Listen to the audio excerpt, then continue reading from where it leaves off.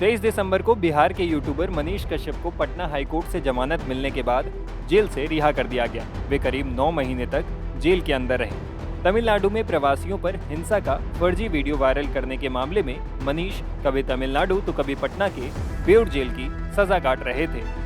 Jail से रिहा होते ही वे बिहार सरकार पर हमलावर हो गए हैं। वे लगातार तेजस्वी यादव और नीतीश कुमार पर निशाना साध रहे हैं।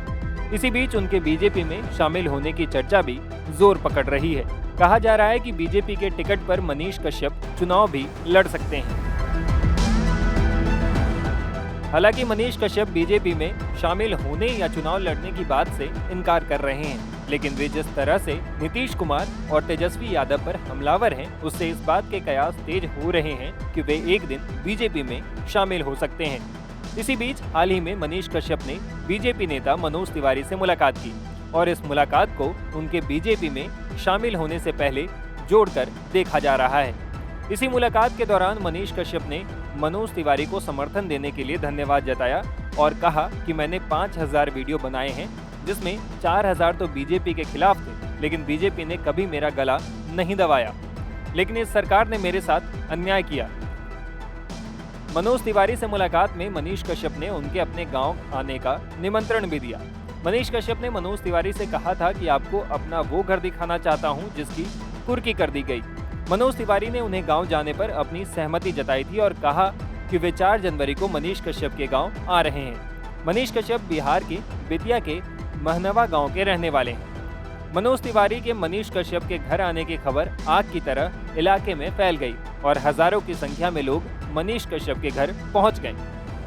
मनोज तिवारी के मनीष कश्यप के घर पहुंचने पर उनका जमकर स्वागत किया। मनोज तिवारी ने मनीष कश्यप के घर पर खाना भी खाया और उनके समर्थकों से बातचीत की।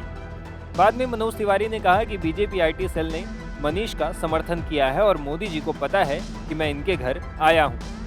इस मौके पर मनोज तिवारी ने बिहार सरकार पर जमकर निशाना साधा।